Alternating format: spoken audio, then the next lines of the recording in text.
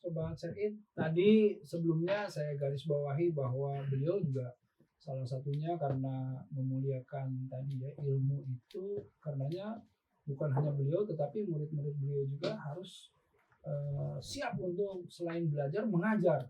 Nah, artinya kalau kita bahas Ustaz Adian di At-Taqwa atau di STID ya yang menjadi lab antum itu mereka mengajarnya seperti apa? Mengajar minimal ya, mereka itu mengajar saya bilang 1-2 orang pun, misalnya dia punya ilmu apa, bisa ngaji misalnya, ya udah ajarkan lah. Ada yang nggak bisa, kan dia bisa baca Al-Fatihah yang benar, ajarkan ilmunya, bisa wudhu yang benar, bisa toharah yang benar, bisa sholat yang benar. Kadang-kala anak-anak ini ya, pengalaman saya itu 6 tahun dia belajar di pondok, nggak pede dia mengajarkan ilmunya, padahal dia punya ilmu yang sangat tinggi nilainya. Yang kalau nggak diajarkan rugi. Iya betul. Kan rugi sekali karena dengan mengajar itu dia dapat berkah, ilmunya bertambah, orang tuanya dapat pahala, dan terus mengalir loh pahala. Dan dia selalu ngulik akhirnya mencari metode pengajaran yang mengajar pas. Kalau dia ikhlas ya, itu satu bentuk latihan kepemimpinan. Para nabi kenapa disuruh mengembala domba? Mengembala kambing aja itu latihan kepemimpinan. Betul. Mengajar itu dia memimpin. Dia menghadapi masalah.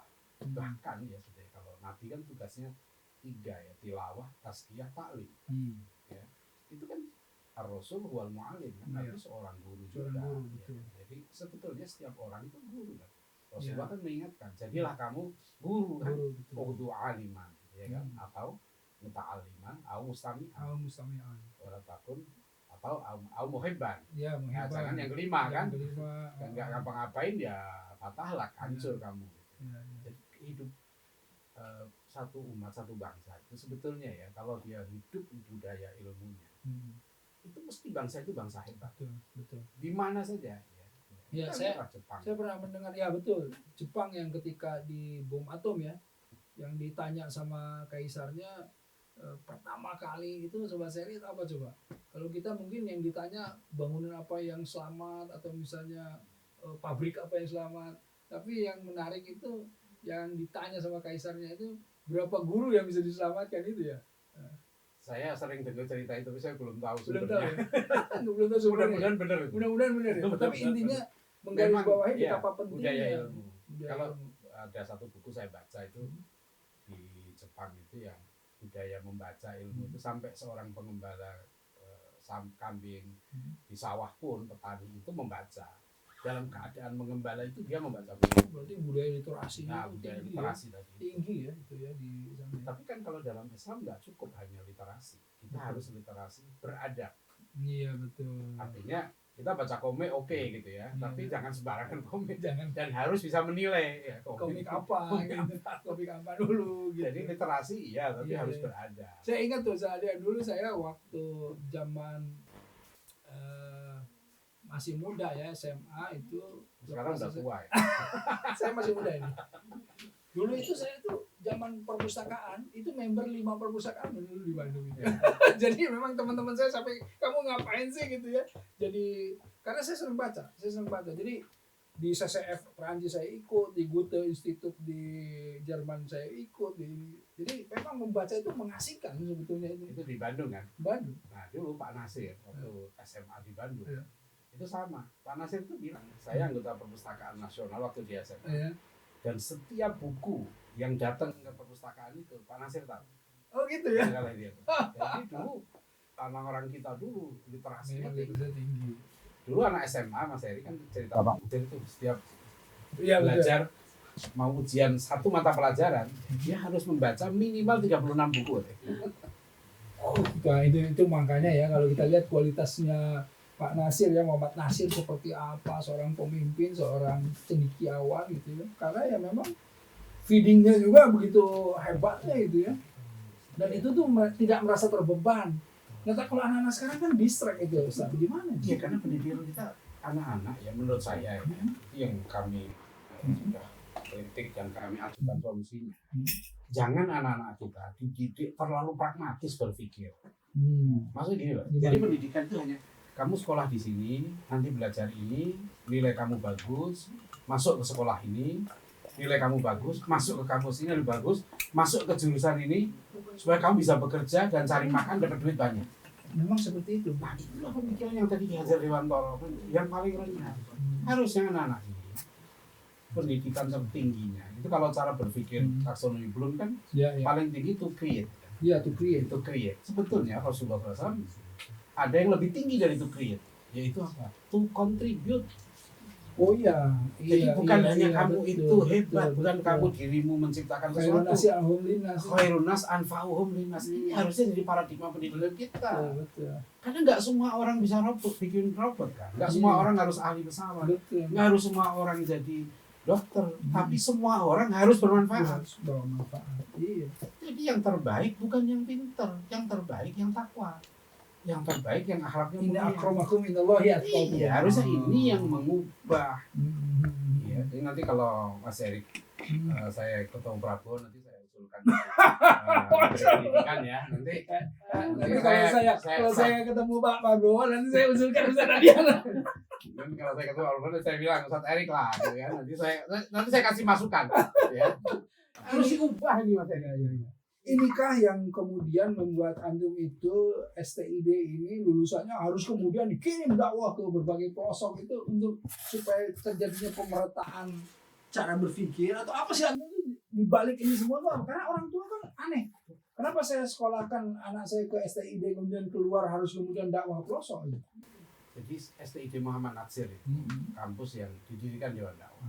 Pakai nama Muhammad Nasir, seorang guru, seorang ilmuwan, seorang pemimpin, seorang negarawan, seorang dai teladan. Nah, ini sudah 25 tahun nih umurnya. Jadi waktu saya mimpin Dewan Dakwah 4 tahun yang lalu, kampus ini sudah berjalan, sudah mengirimkan hampir 1.000. Sekarang lulusannya udah 1.000 lebih, 1.083 tahun ini. Dan mereka itu diwajibkan tuh.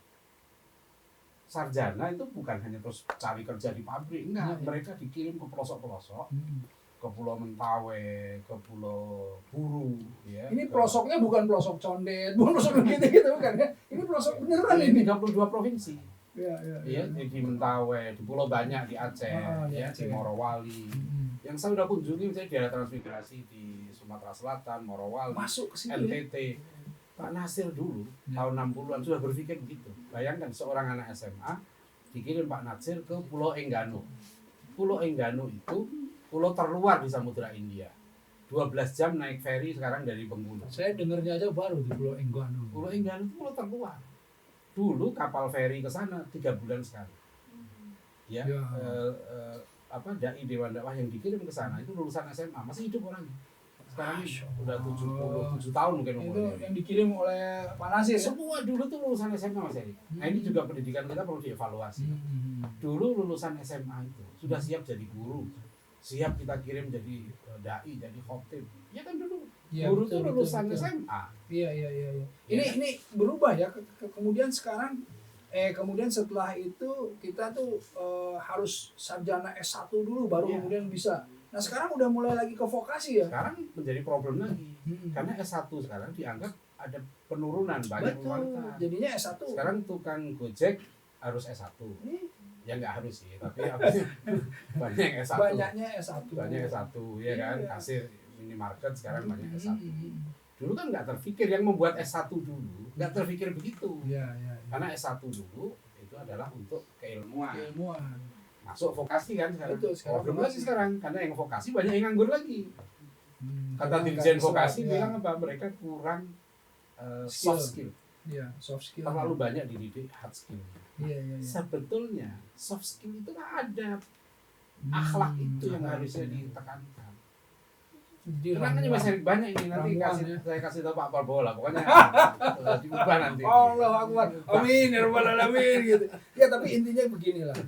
Dari kita membahas segala sesuatu ini, artinya antum kan di pendidikan, antum concernnya memang juga di pendidikan. Kemudian antum juga kalau dilihat dari mulai latar belakang sampai S1, S2, antum terus kemudian S3 di Malaysia ya, juga permasalahannya adalah concern di pendidikan.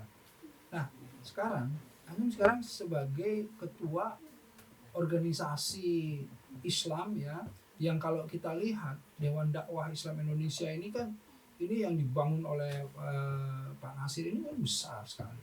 Apakah arahnya juga akan di pendidikan atau misalnya kita arah kemana ini? Karena kan ormas-ormas Islam sekarang, mohon maaf ya, lebih kemudian didengar berpolitik lah ikut juga dan lain-lain. Ini yang jadi problem dari pertanyaan ini kan, seolah-olah pendidikan itu sempit. Pendidikan itu kalau kita maknai, sebenarnya kan kita dari bangun tidur sampai tidur lagi itu pendidikan. Ya, betul. Berpolitik itu kan sebenarnya berpendidikan. Jadi pendidikan ini semua usaha, semua kegiatan, semua proses bagaimana kita jadi orang baik, itu pendidikan. Kalau itu kita maknai, maka dulu Nabi itu mendidik sahabat di mana saja, kapan saja. Yang penting kamu jadi orang baik, orang bermanfaat. Itu kan sebenarnya pendidikan. Berarti pendidikan harus dibuka, bukan hanya di lembaga pendidikan gitu. Iya, ini kan adanya sekolah yang dulu dikritik Ki Hajar. Makanya Ki Hajar Dewantara kan nggak bikin sekolah, dia bikin taman. Kenapa? Karena dia pakai teori Montessori kan. Ya, taman itu pendidikan itu menyenangkan. Jadi orang ilmu itu kan sebetulnya harusnya lezat. Betul. Kok sekarang banyak anak-anak nggak suka? Terlalu terbebani. Iya, dengan tugas, ujian dan lain-lain. Sebetulnya bukan soal banyak materinya. Itu bukan hanya soal banyaknya, tapi metode lebih penting. Bisa jadi materi banyak asal disampaikan dengan menyenangkan. Iya, betul. Orang ada yang cocok, ada yang enggak. Ya. Salah pendidikan kita apa? Massal. Satu kurikulum untuk semua anak. Lah dia enggak cocok. Oh iya, kan ada anak yang memang bisa makan 2 piring. Betul. Ada anak yang cuma makan setengah piring. Teori yang baru itu apa? Uniqueness, cara pembelajaran yang unik yang kemudian melihat dari si siswa itu. Yang penting dalam Islam, dia pertama adabnya baik, akhlaknya baik. Betul. Yang kedua ilmu fardu ainnya. Itu ya, pokoknya. Asal ini sudah dapat ya. Yang lain itu pengembangan potensi. Masya Allah. Baik. Tahan dulu ya. Oke, jangan kemana-mana ya. Semakin lezat, jangan kemana-mana, tetap di sini.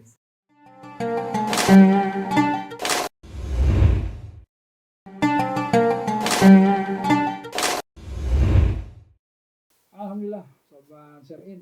Ini nggak terasa nih udah segmen terakhir. Saya sih tadinya pengennya segmennya ditambah ya, jadi 8 segmen gitu tadi ya. Soalnya pembicaraannya renyah gitu. Jadi beda sekali kalau bicara di sini, beliau ini saya yang berkuasa gitu. Kalau biasanya kalau di kampus beliau yang berkuasa. Makanya saya gunakan waktu ini semungkin. Ustaz, antum punya nikah dan punya putra 7 ya? Sementara ya, insya Allah sementara 7. Nah ini kan 7 itu jumlah yang tidak sedikit gitu ya.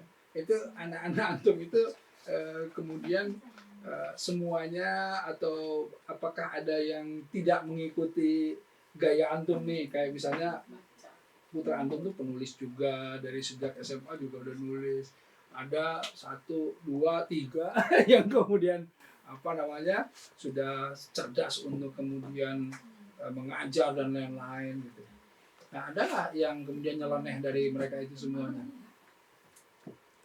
Pada dasarnya kan saya itu menjalankan kewajiban saja Mas. Ya, kewajiban orang tua itu kan mendidik anak dengan benar. Kalau kata Nabi kan hak anak atas orang tua itu yang memberikan nama yang baik, memberikan rumah yang baik, tempat tinggal yang baik, dan wayuhsina adabahu, ya, memperbaiki adabnya, memperbaiki pendidikannya. Nah tadi itu yang penting jadi orang bermanfaat. Nah orang yang paling bermanfaat menurut saya kan para nabi. Jalan para nabi itu jalan perjuangan, ya kan, jalan pendidikan tadi itu perjuangan. Maka saya memang mendorong anak-anak itu apapun kuliahnya ya tetap harus bermanfaat. Jadi ada yang mengajar, sekarang 4 orang lah jadi guru ya. Ada yang bekerja juga di perusahaan. Tapi saya juga tetap sarankan, ya sempatkanlah seminggu sekali untuk mengajar. Di mana di Al-Taqwa itu? Enggak, dia kan sekarang ada yang kerja di Kalimantan misalnya. Anak pertama yang saya. Kemarin menikah?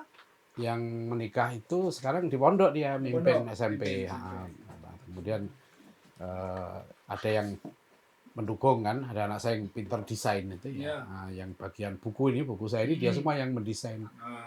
Itu juga dia saya minta mengajar, tapi dia lebih senang begitu menjadi supporter. Iya. Iya.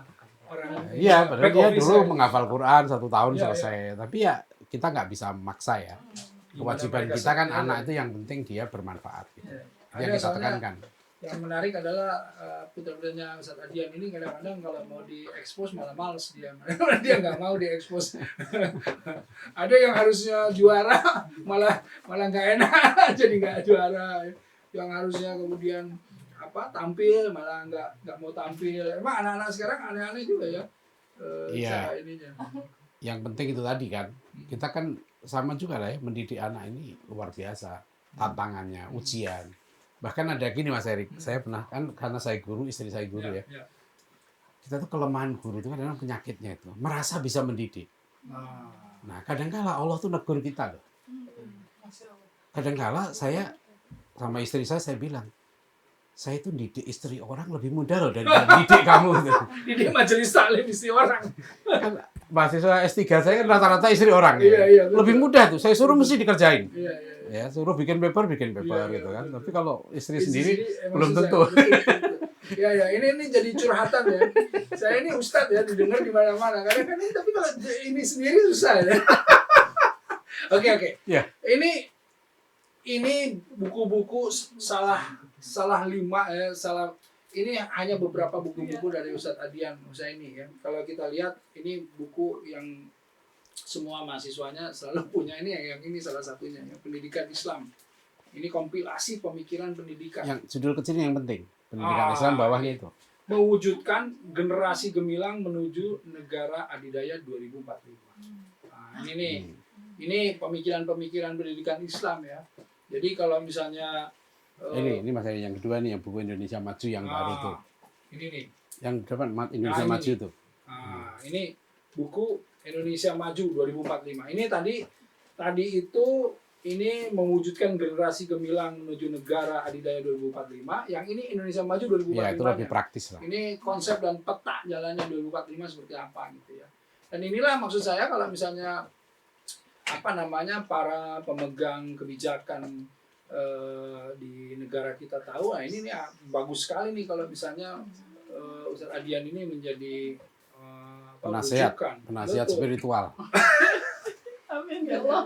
Termasuk penasihat spiritual, betul. Penasihat spiritual ya, penasihat pendidikan ini bagaimana kemudian arah peta pendidikan. Dan yang menarik ini juga ada buku mahasiswa ya. Ya, ini yang mahasiswa SID Muhammad Nasir. Dua. Ini nih. Nah, kalau ini Dewan Dakwah nih, bersama Dewan Dakwah Islamiyah Indonesia mewujudkan Indonesia Adil Makmur 2045. Nah, Ustadz Adian ini bikin yang 2045-nya. Kenapa? Karena yang paling kemudian bisa kita jangka pendek ini 2045. Kalau beliau mau sampai ke, kenapa 2045? Karena kan merdeka tahun berapa? 1945. 2045 jadi berapa? Aduh, di studio ini matematiknya gimana?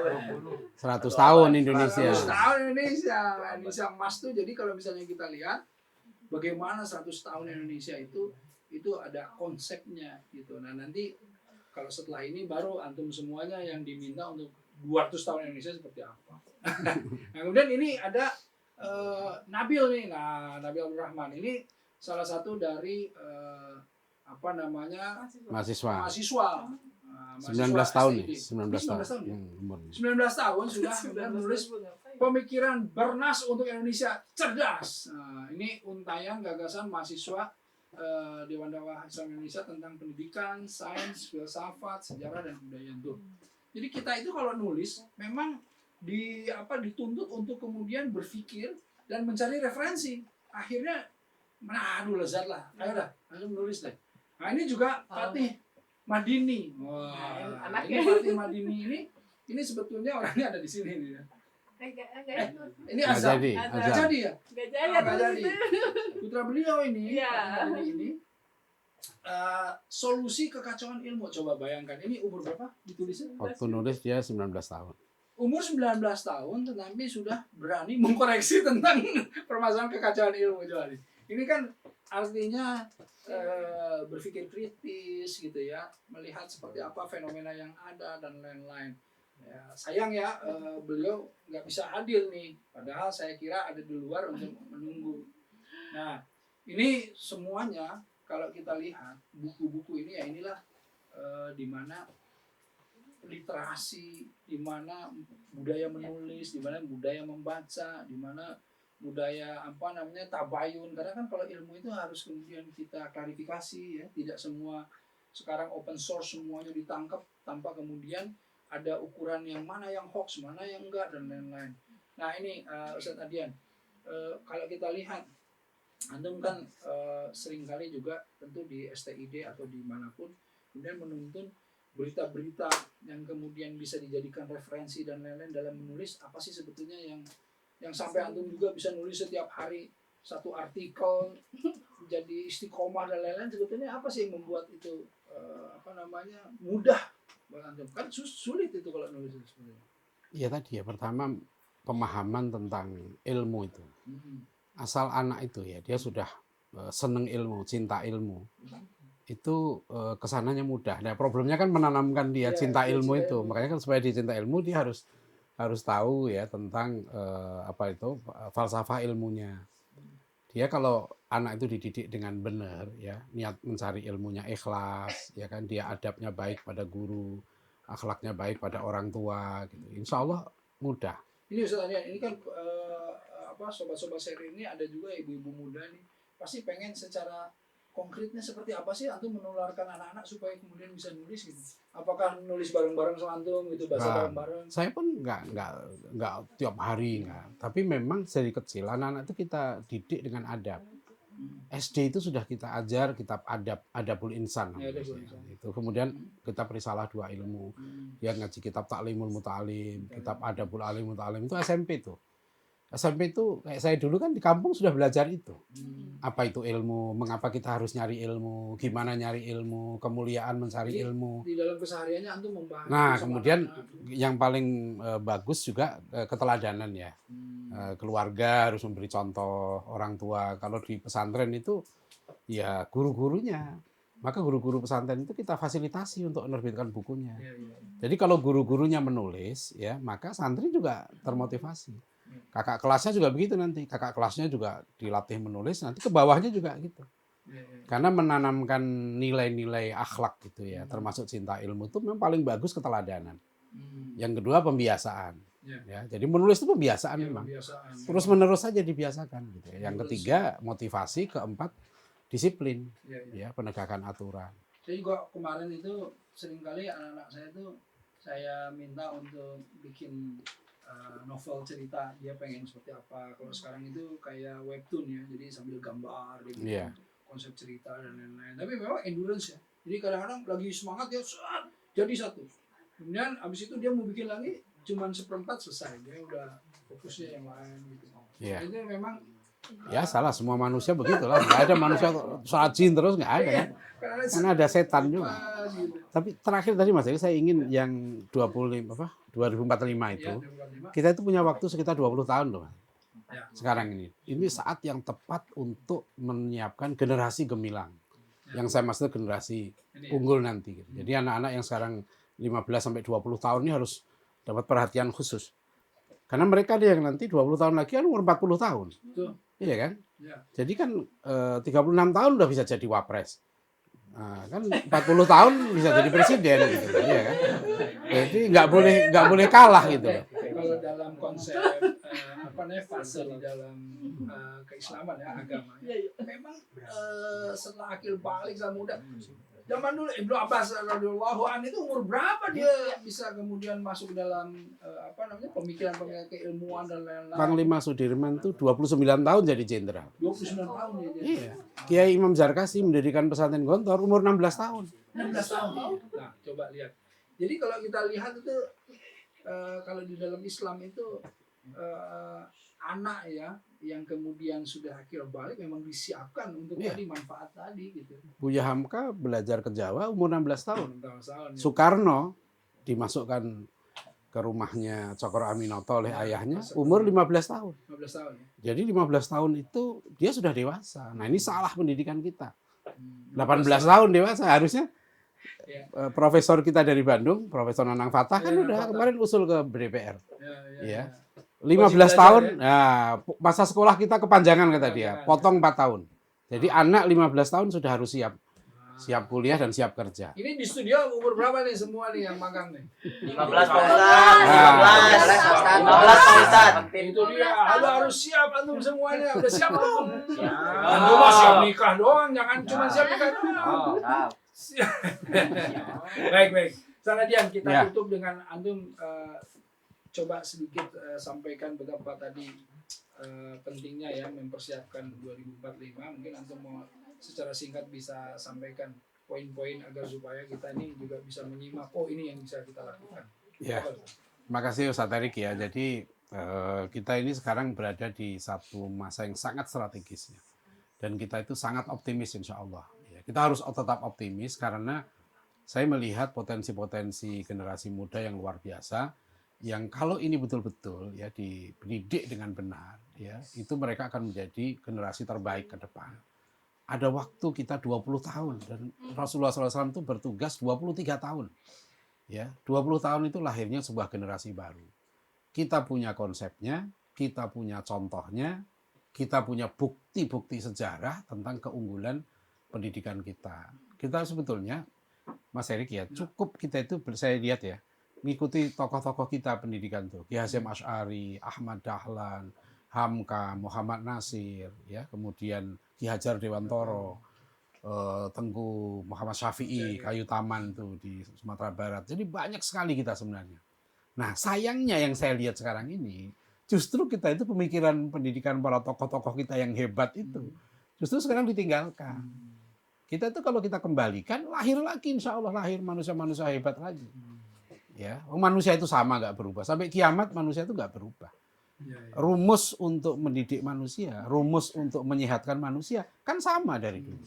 Karena manusianya nggak berubah. Jadi kalau konsep dasar rumus abadi ini kita tinggalkan, ya kita ketinggalan. Ya, kan? Itu saja sebenarnya.